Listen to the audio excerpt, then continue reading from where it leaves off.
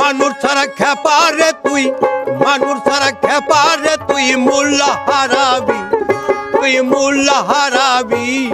সাহিত্যের ভাষায় প্রত্যেকেই কবি, প্রত্যেকে দার্শনিক, প্রত্যেকে ধারণ করে এক একটা ভাব ধারণ করে। আমাদের গ্রাম বাংলার মধ্যে এমনও ধারক রয়েছে, এমনও বাহক রয়েছে। আমি প্রতিনিয়ত প্রকৃতির সান্নিধ্যে আসি। তো আজকে আমি এসেছি এই যে টকাপাড়ার এই শালবনে এসেছি।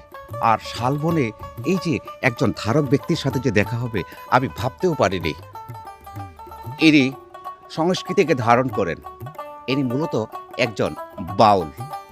দাদা, কবে থেকে আপনি এই বাউল সঙ্গীত ধারণ করেছিলেন? 20-25 বছর হবে। 20-25 বছর। জি। আপনার গুরু কে ছিলেন? আমি লালন দর্শন, তো লালনের অনুসারী।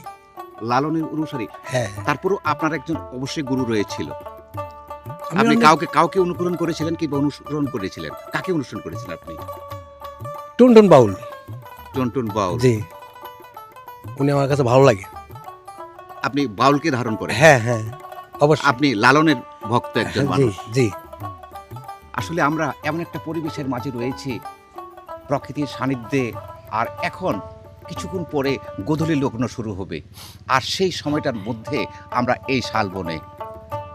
ইনি একজন ভাবের মানুষ। আচ্ছা দাদা, এই যে ভাবটা, ঠিক আছে, এটা কেমন করে আপনার মাঝে আসলো? যেমন আমি মনে করি যে সাইজি বলছে যে মানুষ ছাড়া খেপারে তুই মূল হারাবি, মানুষ ভজলে শোনার মানুষ হবি। সে যে কথাটাই বলল যে মানুষ ছাড়া খেপারে তুই মূল হারাবি, মানুষ ভজলে শোনার মানুষ হবি। একটু গানের সাথে সাথে সাথে একটু যদি আমরা একটু শুনি দাদা, একটু একটু। মানুষ ছাড়া খেপা রে তুই, মোল্লা হারাবি,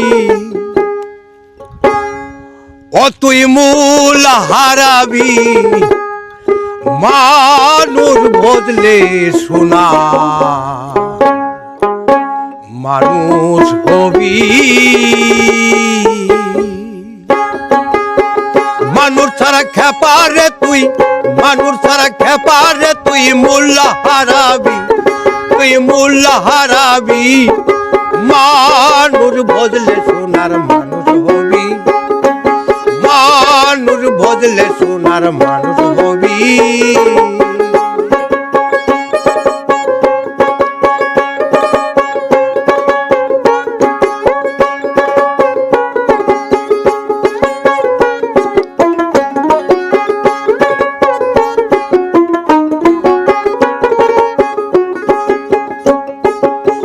দুদলে মিনালে সোনার মানুষ উজ্জ্বলে, দুদলে মিনালে সোনার মানুষ উজ্জ্বলে।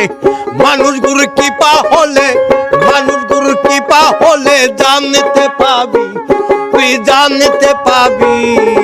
মানুষ বদলে সোনার মানুষ হবি, মানুষ বদলে সোনার মানুষ হবি।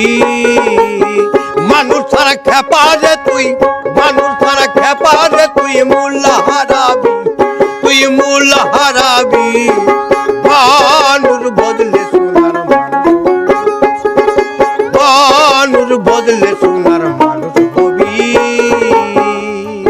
তাই তো কবির ভাষায় বলতে হয়, সবার উপরে মানুষ সত্য, তাহার উপরে নাই। আসলে আপনার মূল প্রতিপাদ্য বিষয় হচ্ছে এটি, আপনি এটিকেই ধারণ করেন। জি জি।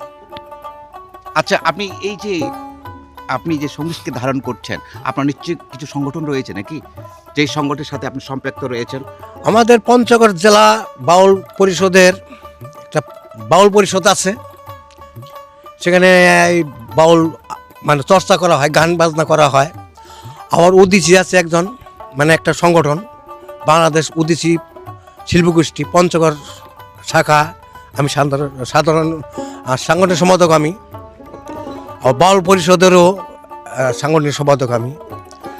পঞ্চগড় জেলায় 5টে থানায় আমরা মাটি মানুষের গান, আরও যন্ত্র আছে, একতারা, ধপ, মন্দিরা, কাঠিডোল।